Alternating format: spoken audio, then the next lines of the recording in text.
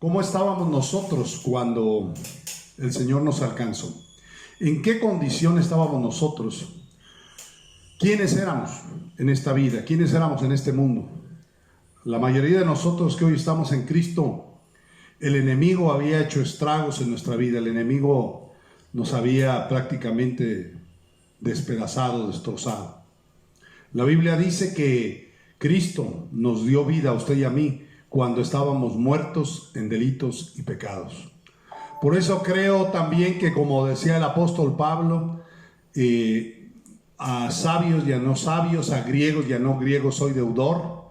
Así usted y yo somos deudores a muchísima gente que falta por venir a las plantas del Señor Jesucristo, porque nosotros hemos recibido un regalo precioso del cielo, el cual es la salvación, el cual es la vida eterna, por medio de nuestro Señor y Salvador Jesucristo, que, amados hermanos, pues Él nos tomó como estábamos, no nos despreció, no nos desechó, sino que cumpliendo su palabra, ¿verdad? Él dice, todo lo que el Padre me da, vendrá a mí, y al que a mí viene, no de ningún modo yo le echaré fuera. El Señor sigue con sus brazos de amor abiertos, anhelantes, esperando a que todo ser humano que aún no se ha reconciliado con Dios Padre por medio de Él, venga a Cristo, venga a Él, se lave en su sangre preciosa y reciba perdón de pecados, salvación y vida eterna. Es bueno recordar, amados,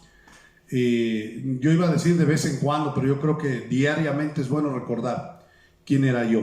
Es bueno recordar quién era usted, quién era yo. Es bueno que recordemos cómo estábamos, en qué condición nos encontrábamos cuando el Señor nos encontró, cuando el Señor nos alcanzó, cuando el Señor nos salvó, para que nosotros seamos agradecidos con nuestro Dios y hagamos conciencia de la deuda que tenemos para con toda persona, para con todo ser humano no creyente, para que nosotros nos demos cuenta que tenemos que compartirles a Cristo, tenemos que compartir el Evangelio, simplemente contarles a las demás personas qué es lo que hizo Cristo en nuestra vida, cómo estábamos antes, qué cambio hizo Cristo en nosotros y cómo es ahora nuestra vida gracias al Señor.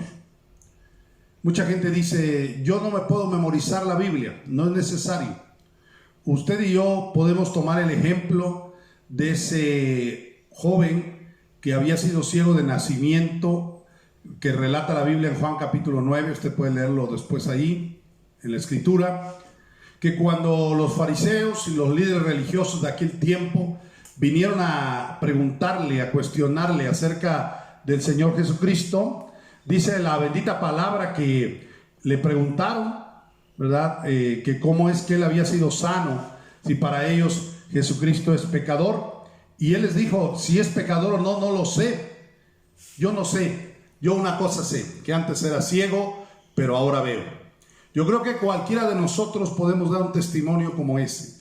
Yo creo que toda persona que verdaderamente está en Cristo puede dar un testimonio como ese, es decir, yo no sé teología, yo no sé Biblia, ni siquiera sé textos de memoria. Habrá algún cristiano que no se ha podido memorizar o no ha querido memorizarse ni siquiera Juan 3:16, pero puede decir, yo antes era esto, pero ahora soy esto otro. Yo antes era un vil pecador, pero ahora soy hijo de Dios gracias a que Jesucristo vino a mí y cambió mi vida. Y precisamente, amados hermanos, en este día vamos a continuar hablando de la identidad, de nuestra identidad como hijos de Dios. Y hoy quiero invitarles a leer un precioso pasaje de la Sagrada Escritura, el cual se encuentra en 2 de Corintios capítulo 6, segunda epístola o segunda carta del apóstol Pablo a los Corintios capítulo 6, y los versículos del 14 en adelante, inclusive vamos a pasar hasta el capítulo 7 y verso 1. Quiero compartir con ustedes este pasaje. Tal vez el tiempo no nos permita desglosar todo el contenido del mensaje aquí, pero quiero compartirle algunas cosas que Dios me mostró en esta y otras escrituras concerniente al importantísimo tema de la identidad, de nuestra identidad precisamente como hijos de Dios. Hay 5 términos, hay 5 palabras que tienen que ver con el por qué usted y yo estamos en esta tierra después de que el Señor nos salvó. Como hemos dicho en programas anteriores, el Señor no nos salvó y nos dejó aquí para que continuemos pecando, Dios no lo permita. El Señor no nos dejó aquí simplemente para pasar la vida, sino que Dios es un Dios de propósitos. Y precisamente vamos a ver estos términos: identidad, propósito, posición, comunión y activación.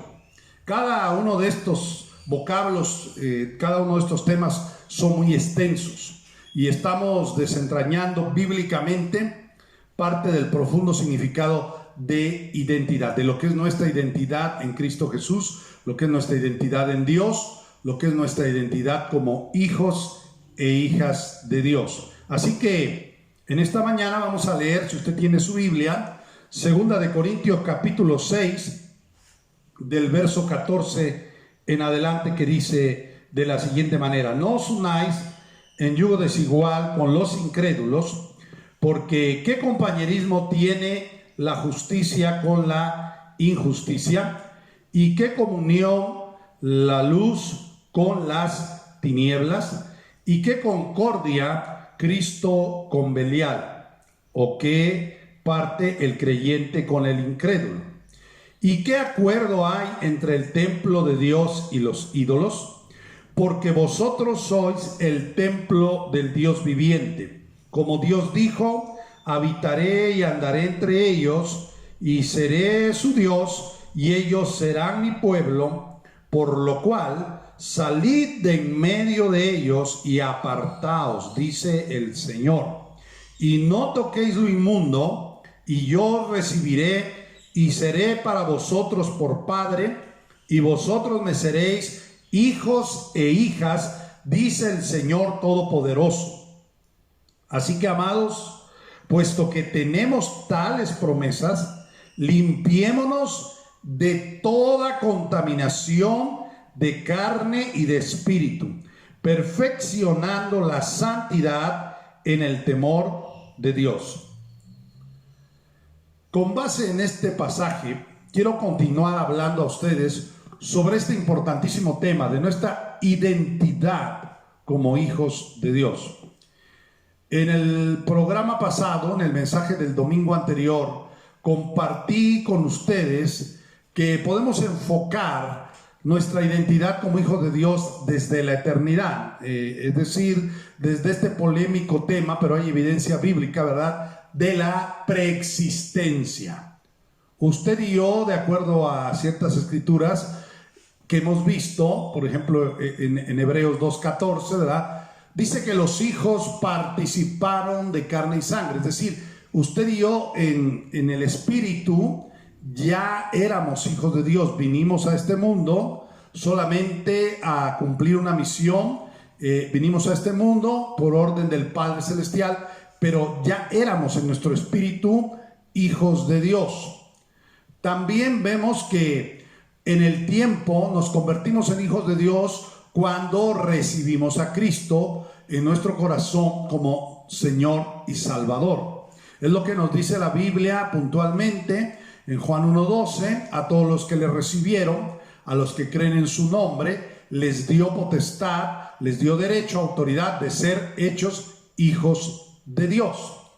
Esto es importante compartirlo, recalcarlo, enfatizarlo, porque hasta el día de hoy, cuando usted y yo salimos y compartimos el evangelio por las calles o con alguna amistad, algún familiar no creyente, casi invariablemente la gente dice: pero todos somos hijos de Dios. No, la Biblia nos muestra que en el tiempo la manera de manifestar que pertenecemos a ese grupo selecto de los hijos de Dios es precisamente el entender primeramente el mensaje de salvación, entender quién es Jesucristo, qué hizo por nosotros en la cruz, y luego el estar dispuesto a recibirlo en nuestra vida, a recibirlo en nuestro corazón.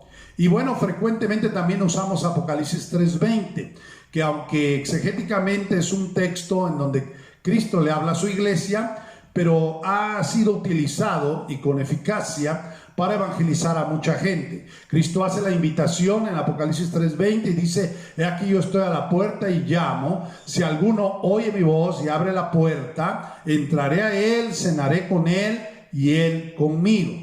De manera que cuando nosotros recibimos a Cristo en nuestro corazón, confiando que Él es el Hijo de Dios, que Él es Dios encarnado, que Él es también absolutamente un hombre como usted y como yo, pero sin pecado, y que Él se vistió de carne humana para cargar sobre sí en la cruz del Calvario todos nuestros pecados, todas nuestras enfermedades, toda maldición que aqueja al género humano, y que al creer en Él, esa sangre preciosa que Él derramó en la cruz del Calvario nos lava, nos limpia de todo pecado, y en turno entonces nosotros recibimos el perdón de nuestros pecados, le aceptamos en nuestro corazón, le reconocemos como Señor y Salvador de nuestra vida, y en ese momento pasamos de muerte a vida, de acuerdo a la Escritura. Recibimos a Cristo, somos salvos, somos perdonados, somos salvos de la condenación eterna por la gracia de Dios, por la fe en la obra perfecta, en la obra definitiva, la obra final de Jesucristo en la cruz del Calvario.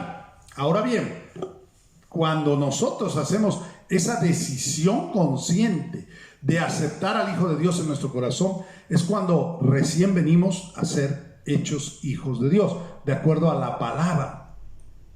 Veíamos también que hay un aspecto legal, ¿verdad? Donde la Biblia habla en Gálatas 4:7, así que ya no eres esclavo, sino hijo, ¿verdad? Ahora ya no somos esclavos, sino que somos hijos de Dios. El Señor nos redimió, el Señor nos compró de nuevo para Dios Padre con su propia sangre. Entonces ahí después se efectúa algo que se conoce teológicamente como la adopción. Dios nos adopta y entonces somos los hijos de Dios legales, legal en forma de acuerdo a la palabra, ¿verdad? Por su origen está relacionado con la ley, pero en este caso la ley de Dios. Entonces, de acuerdo a la ley de Dios, Jesucristo satisfizo todas las demandas de la ley divina, cumplió absolutamente todo lo que la ley de Dios demandaba sobre cada ser humano, y también cumplió con su sacrificio, con su sangre, borró toda mancha, satisfizo toda demanda justa de la ley de Dios que declaraba, ¿verdad?, el alma que pecare esa morirá. Así que Él vivió una vida perfecta, sin pecado, a favor suyo y a favor mío, y también Él derramó su sangre para que esa sangre que representa su vida perfecta nos sea imputada o adjudicada a nosotros. Esto es la justificación, otro término que el apóstol Pablo utiliza en sus cartas, y es otro ángulo, es otra manera de describir o enfocar la preciosa salvación que Dios nos ha dado al recibir a Cristo en nuestro corazón.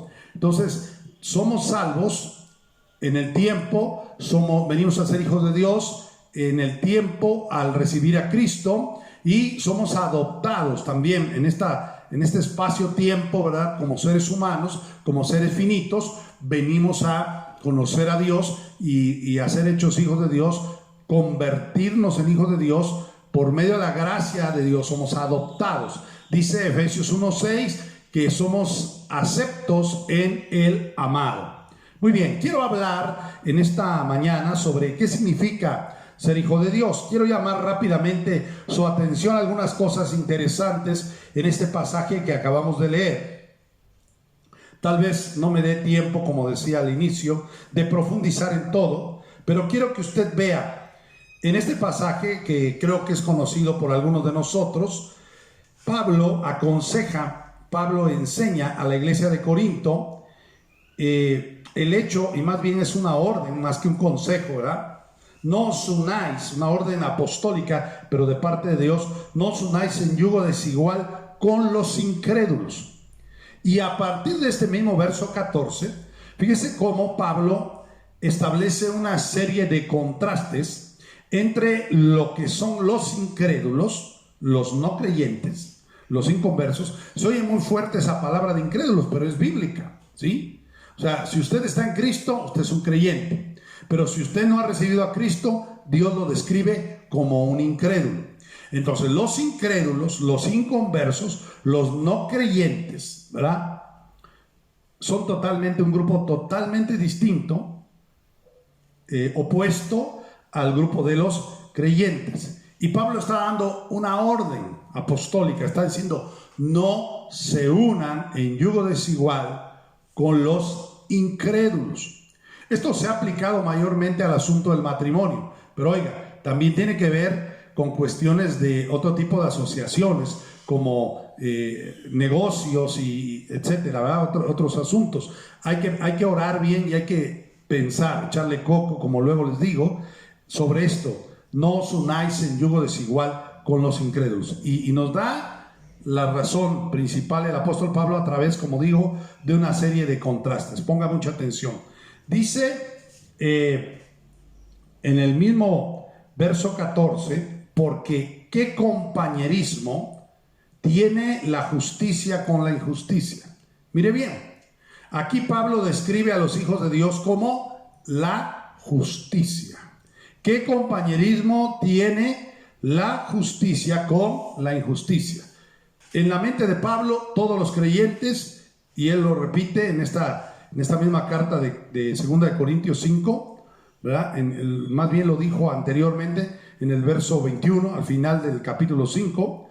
Él lo dice, que nosotros somos ahora, por la obra de Cristo, la justicia de Dios. Entonces, en la mente de Pablo, usted y yo y todo creyente somos la justicia de Dios. Por eso él pregunta: ¿qué compañerismo, qué comunión pueden tener la justicia con la injusticia? ¿Quién es la injusticia? Los incrédulos. ¿Quién es la justicia de Dios sobre la tierra? La iglesia, el Dios vivo.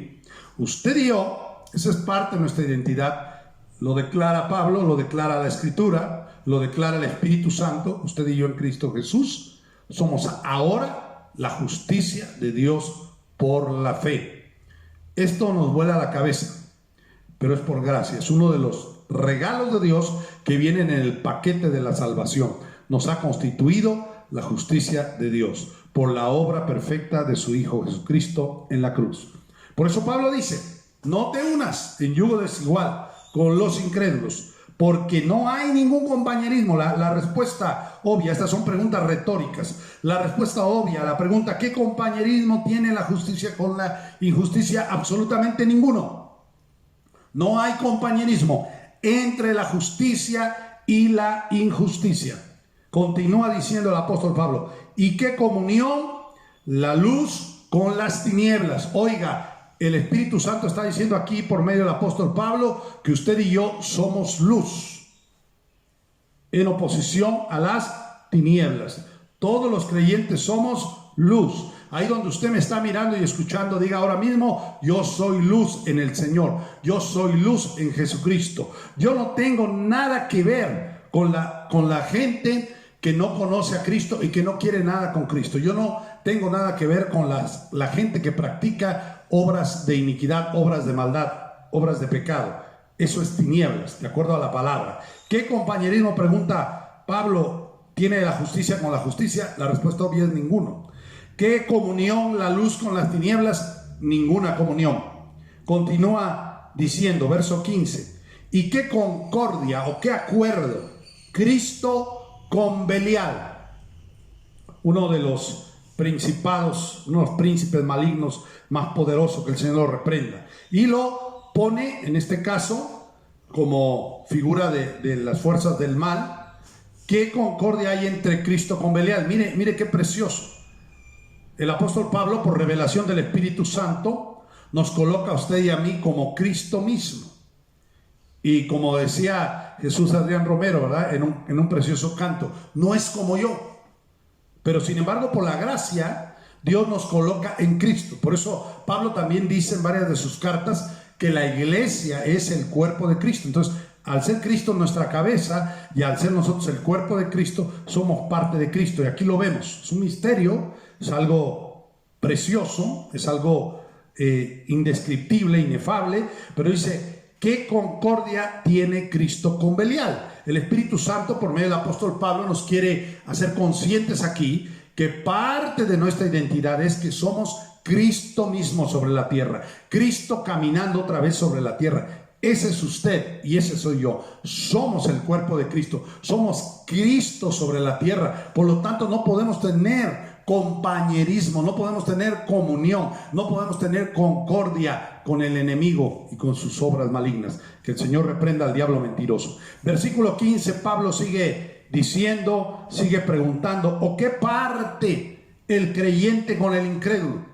No tiene absolutamente ninguna parte el creyente con el incrédulo. O sea, no tenemos nada que hacer usted y yo con los incrédulos. Ayer conversaba con mi familia y recordaba una película. Es una película secular, pero usted la puede ver, existe el libro también, que es un drama, una historia muy triste, pero que creo que ilustra aparte lo que el Espíritu Santo nos está hablando por medio de este pasaje aquí. Se llama El niño con el pijama de rayas.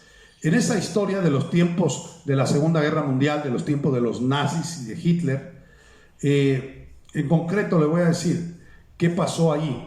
Un niño pequeño se hizo amigo, un niño que era hijo de un militar del ejército alemán nazi, se hizo amigo de un niño pequeño que era hijo de los judíos, que estaban ahí cautivos y que iban a ser llevados a una cámara de gas. Bueno, la historia transcurre donde estos niños estrechan lazos de amistad, y un día el hijo de aquel militar nazi se pasa la valla, ¿verdad?, de aquel lado a jugar con su amigo judío de aquel lado, y se pone la pijama a rayas, que era el uniforme o la vestimenta de los judíos que estaban destinados a las cámaras de gas, a morir ahí en masa. Y en la historia que se ve en el libro y en la película, ¿verdad?, cuando llevan a la familia de este niño, incluido él y a todos los que estaban presos ahí, se llevan, por decir así, como decimos coloquialmente, se llevan de corbata a este niño que no era judío, que era hijo de un militar alemán. Se lo llevan ahí porque estaba vestido con el pijama a rayas, con la vestimenta de los presos que estaban destinados a las cámaras de gas. ¿Sabe qué nos habla esa historia? Esa es una ilustración de lo que puede pasarle a mucha gente, porque no entienden su identidad como hijos de Dios y se están vistiendo de obras de incrédulos, se están vistiendo de obras de Belial, se están vistiendo de obras del diablo. Por eso es tan importante que usted y yo entendamos este tema que nos está hablando el Espíritu Santo a través de su palabra. Entonces Pablo continúa diciendo, versículo 16: ¿y qué acuerdo hay entre el pueblo de Dios y los ídolos?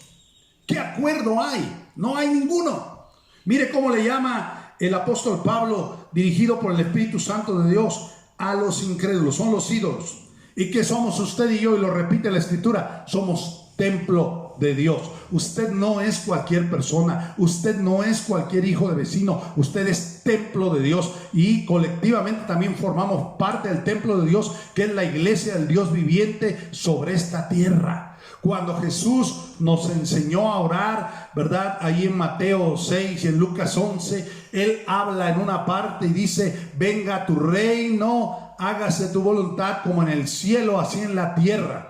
La iglesia de Cristo está para manifestar el reino de Dios sobre la tierra. La iglesia de Cristo está sobre la tierra. La iglesia de Cristo está en este mundo para manifestar la voluntad del Padre a la humanidad. La gente no va a conocer a Dios, la gente no va a conocer a Cristo si no es a través de usted y de mí. Por eso nosotros tenemos que limpiar nuestro vaso, para que la luz de Cristo que está ya dentro de nosotros por la gracia de Dios pueda brillar a través nuestro, pueda resplandecer a través nuestro, para que toque la vida de cada persona no creyente, para que toda la gente con la que usted y yo entramos en contacto diariamente sea tocada por el Espíritu de Dios, porque Juan 16:14 lo declara: el Espíritu Santo ha venido a glorificar a Cristo. Y cuando el Espíritu Santo tiene un vaso limpio, tiene un vaso útil, tiene un vaso preparado llamado iglesia, el Espíritu Santo le unge, el Espíritu Santo le llena, el Espíritu Santo le utiliza fuerza para hablar palabra de verdad, para hablar palabra que taladre los corazones, para hablar palabra que redarguya de pecado, para hablar palabra que honre al Cristo de la gloria, para hablar palabra que presente al Salvador con eficacia y las almas sean traídas a los pies de Cristo, los corazones sean compungidos, el pecador venga al arrepentimiento, el vicioso deje su vicio, se rompen los yugos del diablo, se rompe toda atadura de pecado, cuando el Espíritu Santo obra a través del cuerpo que es la iglesia, el cuerpo de Cristo que estamos hoy día sobre la tierra. Pero por eso el Señor pide santidad, por eso el Señor pide separación, por eso el Señor pide preparación,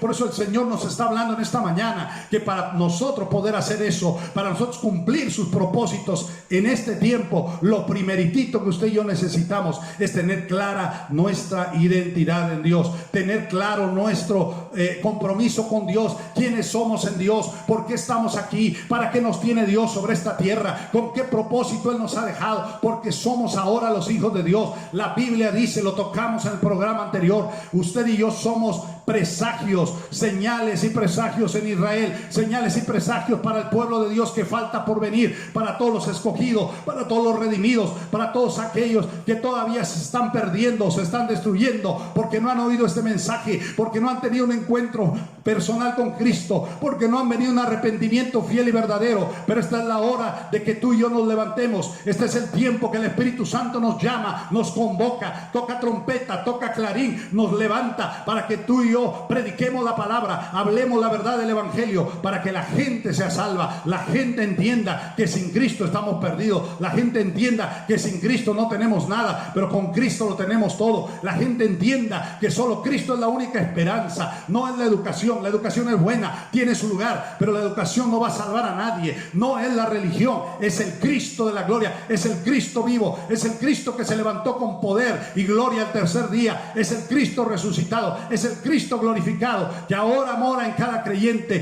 por medio del Espíritu Santo, el que quiere hacer la diferencia en cada familia, en cada hogar, en cada colonia, en cada ciudad, en cada nación. Bendito sea nuestro Dios. Esa es parte del llamado, esa es parte de la vocación que usted y yo tenemos de acuerdo a la palabra. Por eso Pablo escribe aquí, 2 Corintios 6:16, ¿y qué acuerdo hay entre el templo de Dios y los ídolos? Usted y yo somos el templo de Dios. Usted y yo conformamos el templo del Dios viviente y no hay ningún acuerdo con los ídolos. Dios no nos llama a ofender a la gente, Dios no nos llama a pelearnos con la gente, Dios nos llama a compartir su amor con la gente, porque usted y yo estamos como ahora están ahora ellos. Usted y yo recuerde cuando le hable a alguien de Cristo y le rechacen la palabra, le rompan un folleto en la cara como a mí me lo hicieron muchas veces. ¿Sabe qué? Hay que recordar que nosotros éramos así y algunos hasta peor, algunos hasta los golpeábamos, algunos hasta los agredíamos. Yo me acuerdo cuando fui con mi primer pastor a predicar a cierto lugar del estado de Oaxaca, que tuvimos que salir corriendo, nos apedrearon la camioneta, pero hoy día mucha de esa gente ya está en el reino de Dios, hoy día mucha de esa gente ya son salvos, hoy día mucha de esa gente, ahora hay iglesia de Cristo en ese lugar donde Dios nos llevó a meter el evangelio. ¿Por qué? Porque nosotros tenemos una deuda de gratitud con Dios y una deuda con todo ser humano no creyente, y es lo que estamos viendo aquí. Usted y yo somos el templo de Dios. No nos identifiquemos más con los ídolos. Déjeme decir una palabra más sobre esto. Los ídolos no solamente son los muñecos, las figuras que antes adorábamos por nuestra ignorancia. Un ídolo es todo aquello que viene a usurpar el lugar que le pertenece a Dios en nuestro corazón. Así que también debemos revisarnos hoy si nos hemos estado identificando con algo equivocado, con algo erróneo. Lea Ezequiel 14:3. Ahí dice la palabra que muchos en aquel tiempo habían establecido delante de sus ojos su ídolo, habían puesto ahí lo que les hacía, hermano, aleluya, apartar su corazón de la gracia de Dios, apartar su corazón de la comunión con Dios, apartar su corazón de la adoración al Dios vivo y verdadero. Pero esa historia se sigue repitiendo año tras año, siglo tras siglo, porque hay hombres y mujeres que conformamos el pueblo de Dios, pero no estamos claros de nuestra identidad. No tenemos nada que hacer con los ídolos, no tenemos nada que ver con los ídolos, ni la gente que adora ídolos. Usted y yo somos parte del templo del Dios viviente. Continúa diciendo Pablo aquí en 2 Corintios 6:16, porque vosotros sois, óigalo claro, el templo del Dios viviente. Como Dios dijo, habitaré y andaré entre ellos y seré su Dios y ellos serán mi pueblo. Y aquí hay una exhortación preciosa, aquí hay una exhortación hermosa que el Señor nos hace. Verso 17. Por lo cual salid de en medio de ellos y apartaos, dice el Señor, y no toquéis lo inmundo, y yo os recibiré y seré para vosotros por padre, y vosotros me seréis hijos e hijas, dice el Señor Todopoderoso. Ahora bien, en este proceso de santificarnos, de dejar atrás todo lo inmundo, todo lo que es inmundo de acuerdo a la palabra de Dios, porque ahí dice claro en el verso 16, no toquéis lo inmundo. En este proceso de santificarnos, de apartarnos, de salir de en medio de ellos, es decir, de dejar de practicar las obras de las tinieblas, tenemos también que pasar por un proceso de liberación, el cual lo encontramos no con ese término, pero está ahí descrito en el capítulo 7 y verso 1. Es decir, de 2 de Corintios capítulo 6 nos pasamos al capítulo 7 y versículo 1, y mire cómo dice: así que, amados, puesto que tenemos tales promesas de ser recibidos como hijos de Dios cuando partamos de esta tierra, limpiémonos de toda contaminación. Mire bien cómo dice aquí la palabra: limpiémonos de qué cosa, de toda contaminación, no una, no dos, no tres, de toda contaminación. Esta es la razón por la que usted y yo necesitamos estar día tras día en la palabra, porque el Espíritu Santo se va a encargar, usando la palabra que Él mismo inspiró, se va a encargar de hacernos ver, de hacernos entender a usted y a mí que hay muchas cosas todavía que traemos arrastrando de allá del Egipto espiritual, de allá afuera del mundo, y que necesitamos irnos despojando de todas esas. Vocabulario, maneras de pensar, hábitos diarios, tantas cosas, hermanos, que usted y yo se nos pegaron allá afuera en las cosas de este mundo. Y entonces la palabra nos va mostrando todo lo que es inmundicia para Dios.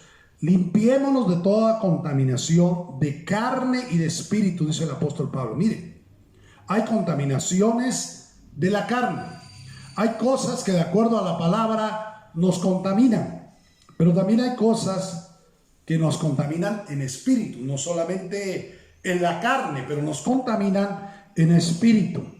Y luego termina diciendo, perfeccionando, o sea que vamos en un proceso de santificación, en un proceso de perfeccionamiento, perfeccionando la santidad en el temor de Dios.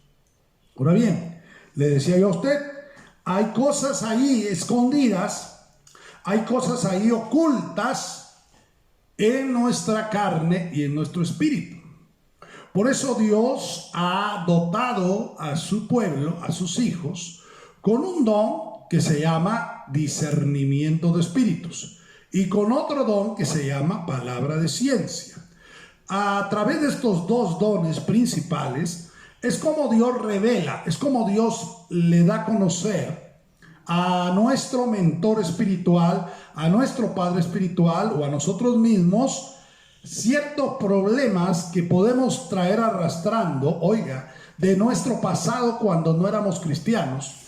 Dios puede mostrarle a nuestro padre espiritual, o Dios puede mostrarle a uno mismo cuál es el origen, cuál es la raíz de ciertos problemas de conducta, de ciertos problemas espirituales que todavía tenemos, a pesar de que ya conocemos a Cristo, a pesar de que ya tenemos cierto tiempo caminando en las cosas de Dios. Pero la palabra está diciendo muy claro, tenemos que limpiarnos, amados, de toda contaminación de carne y de espíritu. Bien, no vamos a profundizar en todo esto por el tiempo, como les decía, pero vamos a mirar algo que la palabra nos enseña en el Antiguo Testamento.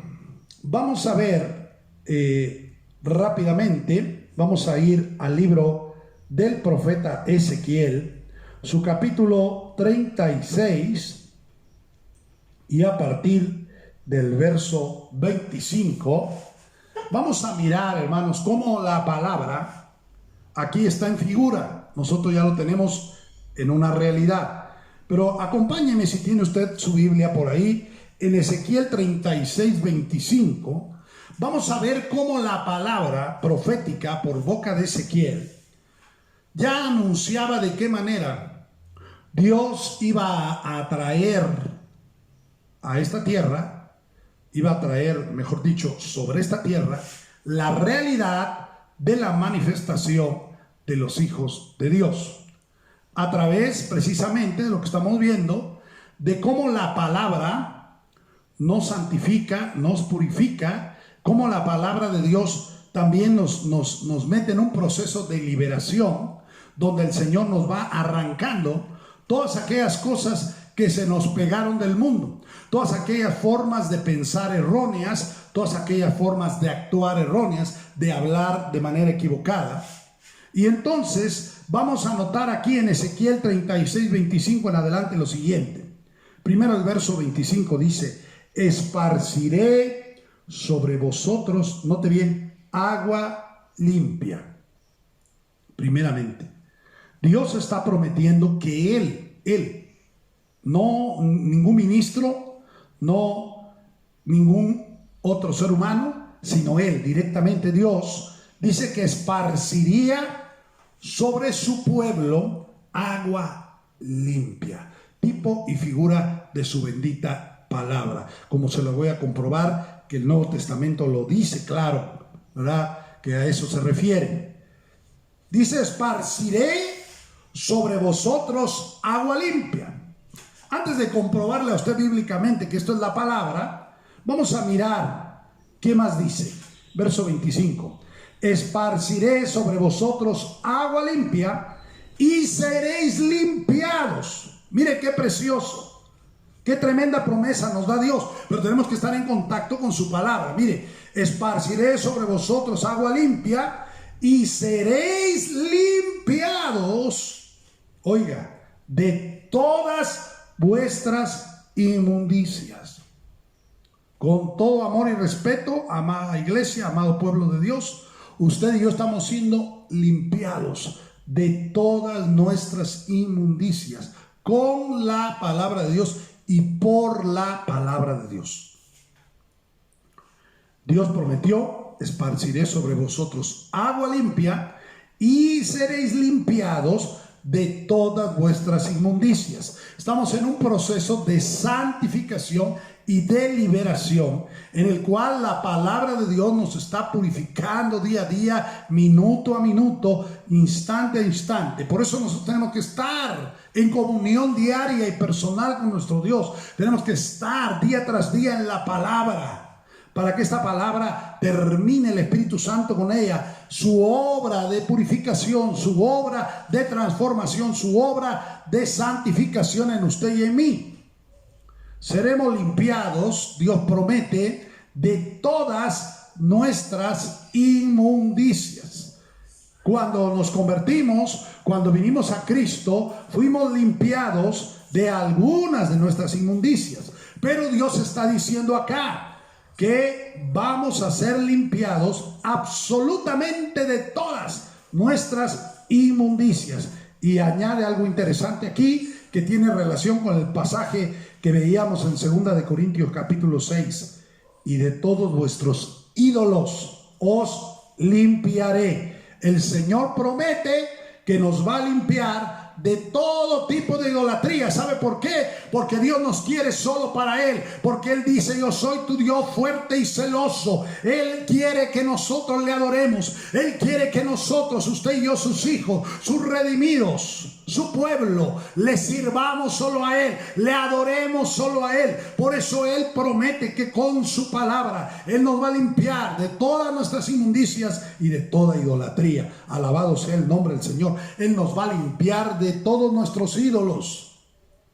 Por eso, con todo respeto, voy a decirle una palabra de algo que está pasando contemporáneamente. Por eso Dios ha permitido que muchos siervos de Dios sean de alguna manera exhibidos y algunos lamentablemente han caído en el fragor de la batalla. Por eso Dios ha permitido inclusive que algunos famosos sanadores por la fe mueran enfermos. Por eso Dios, inclusive, Él no es autor de pecado, pero ha permitido que algunos siervos fallen o fallemos. ¿Por qué? Porque Él no quiere que tú y yo nos hagamos ídolos de carne y hueso. Él no quiere, Él quiere que admires a tu pastor, Él quiere que respetes a tu pastor, pero que no te hagas un ídolo de Él. Por eso Dios dice aquí que Él va a acabar con todos nuestros ídolos. Él nos va a limpiar, porque hay mucho pueblo de Dios, hay mucha iglesia de Cristo, con todo mi amor se los digo, que se han hecho un ídolo de un evangelista, de un apóstol, de un profeta, de un pastor, de un predicador. Y eso no es bueno delante de los ojos de Dios. Eso es pecado. Entonces el Señor con su palabra nos va a limpiar y nos está limpiando de toda idolatría. Así que ya no se pregunte por qué tal famoso sanador murió enfermo de cáncer. Dios lo permitió. Dios no es el autor de la enfermedad, pero muchas veces Dios lo permite porque quizá usted es parte del pueblo que Dios había usado tanto a ese siervo en sanidad que ya dejaron de ver a Cristo y empezaron a ver al hombre. Y entonces la gente, hermano, ya no sabía qué darle al predicador, qué regalarle para que le impusiera manos. Yo lo vi en un templo de esta ciudad hace años, como la gente, cuando llevaron a una persona, hermano, enfermo, este varón ya partió con el Señor, pero este enfermo en ese momento que lo llevaban, no creyente, lo llevaban por primera vez a una iglesia evangélica, lo llevaban entre dos mujeres, ¿verdad? Una de ellas su esposa, la otra no sé si era su cuñada o quién, pero dos mujeres ya mayores, llevaban casi cargando a este hombre, él era un poco gordito, y la escena está grabada en mi mente, cómo llevaban a este hombre para que el pastor, muy usado en sanidad, ¿verdad? Orara por él, le impusiera manos, y entonces, pero como que la otra mujer no creía en eso, como que nada más iba como acompañando. Y este hombre no podía caminar prácticamente, había sido diagnosticado con una hernia de disco, mucho menos se podía sentar ni levantar y hacer ejercicio, ni moverse libremente, nada de eso. Después de que el pastor le impuso mano y oró por él, esta mujer que estaba incrédula a lo que Dios iba a hacer y estaba haciendo en esa reunión, se le quedó mirando al hombre y le preguntó, ¿ya no te duele? Y dice, no. Y el pastor le dijo, haga lo que no podía hacer. Y el hombre empezó a doblarse, a tocarse la punta de los pies, aunque le estorbaba un poco la barriguita. Y le dijo, haga sentadillas, ahora salte. Y lo hizo correr de un lado a otro de la plataforma, hermano. Y la gente gritando y aplaudiendo y alabando a Dios. Y aquella mujer después entonces le buscaba la mano al pastor, le quería jalar la mano. ¿Quién sabe que estaría enferma? Para que le pusiera la mano en la cabeza a ella. Y eso pasa, eso se lo cuento, porque eso pasa con mucho pueblo de Dios. Se hacen un ídolo de carne y hueso, quitan la vista del Salvador y del Sanador que es Jesucristo, del Libertador que es Jesucristo, y la ponen en débiles vasos de barro como somos los siervos de Dios. Jamás haga eso. Le vuelvo a repetir, ame a su pastor, admírelo, respételo, apóyelo, hónrelo. Pero solamente la honra suprema, la alabanza y la gloria le pertenecen a Jesucristo. Por eso el Señor dice aquí en su palabra, esparciré sobre vosotros agua limpia y seréis limpiados de todas vuestras inmundicias y de todos vuestros ídolos os limpiaré. Y continúa diciendo, verso 26, os daré corazón nuevo. Oiga, qué promesa. Y pondré espíritu nuevo dentro de vosotros y quitaré de vuestra carne el corazón de piedra y os daré un corazón de carne y pondré dentro de vosotros mi espíritu y haré que andéis en mis estatutos y guardéis mis preceptos y los pongáis por obra. Verso 28, habitaréis en la tierra que di a vuestros padres y vosotros me seréis por pueblo y yo seré a vosotros por Dios. Y os guardaré de todas vuestras inmundicias y llamaré al trigo y lo multiplicaré y no os daré hambre. Aleluya.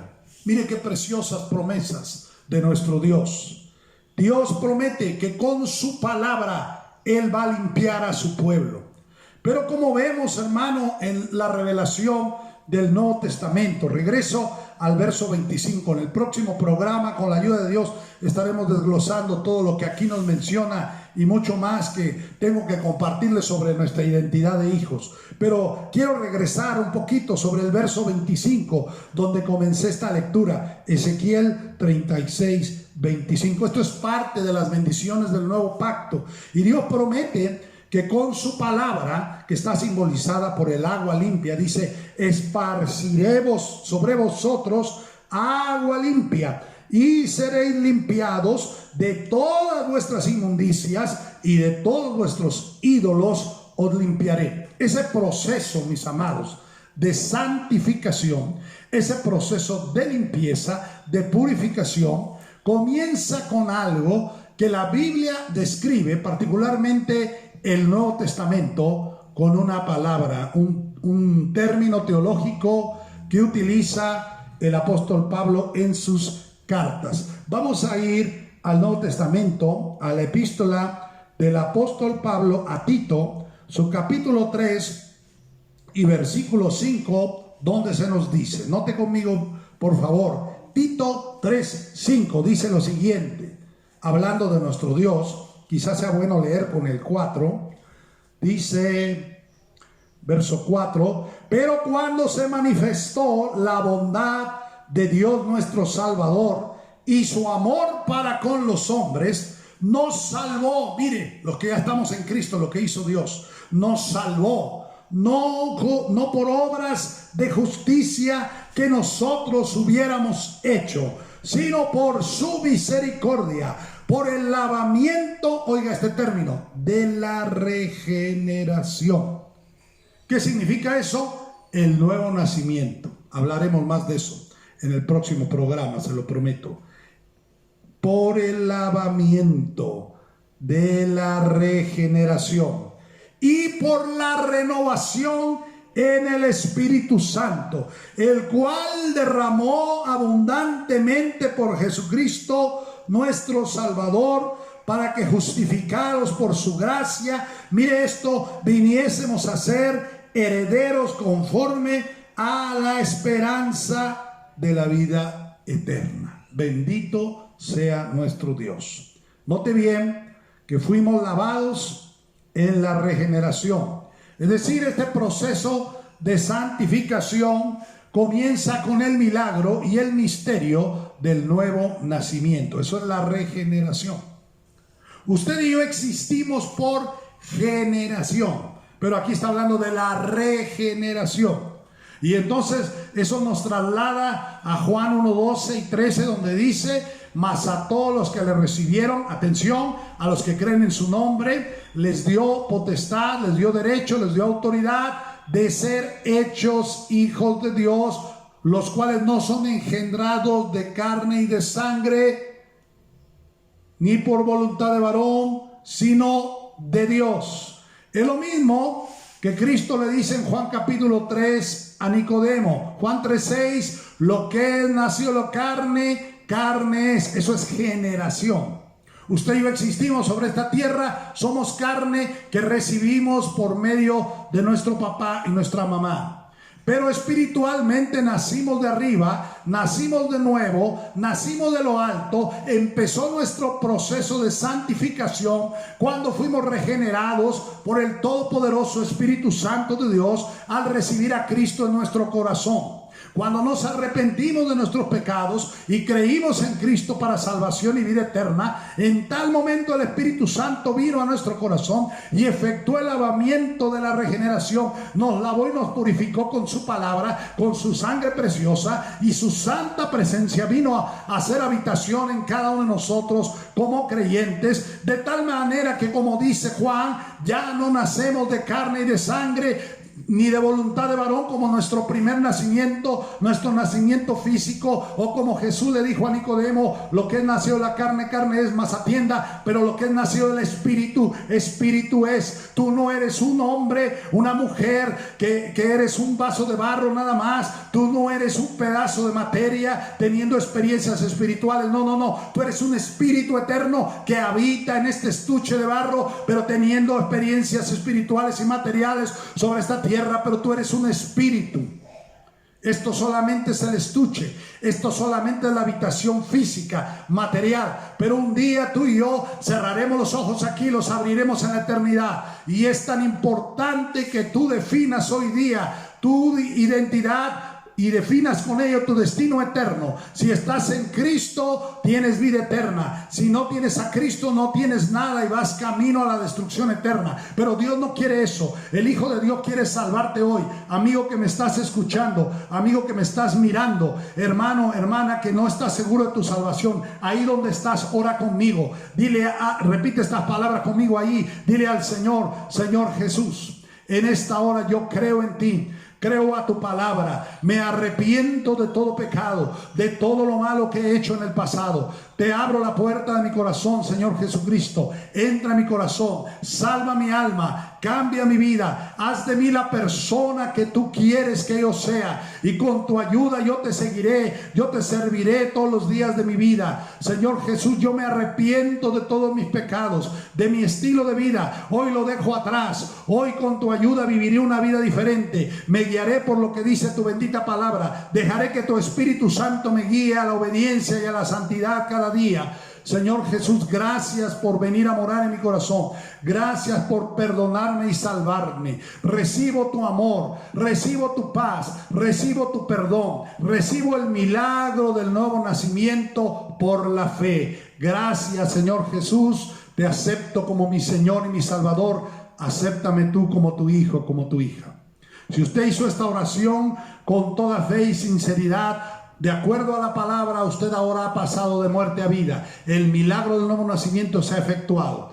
Habrá luchas, habrá problemas, habrá tentaciones como tenemos todos los seres humanos, pero usted no más caminará solo o sola. El Espíritu Santo de Dios ha venido a hacer morada en usted, y por medio de él ha venido el Padre y ha venido a Cristo a morar en usted también, como lo declara la palabra en Juan 14:23. Dice el Señor Jesús: el que me ama, mi palabra guardará, y mi Padre le amará, y vendremos y haremos morada con él. Cada creyente disfrutamos de eso. Muchas veces no estamos conscientes de eso, pero esa es nuestra bendición. Esto es nuestro privilegio como hijos de Dios. Somos morada del Dios viviente. El que ama, Juan 14:23, el que oye mi palabra, dice el Señor, y el que guarda mi palabra, el que me ama, mi Padre le amará también, y vendremos y haremos morada con él. Por medio del Espíritu Santo, el Padre, el Hijo y el Espíritu ahora moran en cada creyente. Bendito sea Dios. Oremos, amados hermanos, para dar concluido el mensaje de hoy.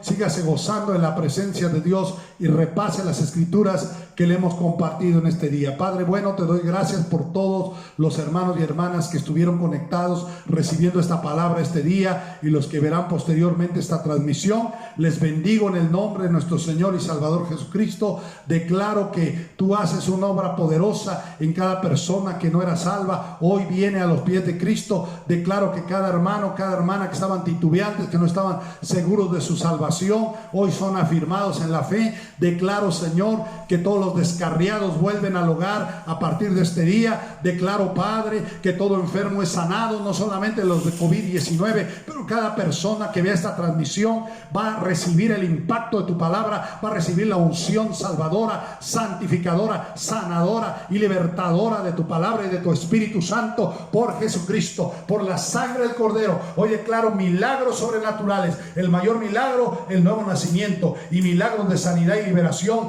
toman lugar en cada vida que hoy recibe la palabra, la alberga en su corazón y es receptivo a ti. En el nombre de Jesús les bendigo. Muchas gracias. Bendice esta semana, Padre. Ayúdanos a salir adelante y que pronto, Señor, termine este confinamiento. Bendigo a todos en el nombre de Jesús. Muchas gracias, mis amados, por su atención. El próximo martes estemos pendientes, estemos atentos a las 7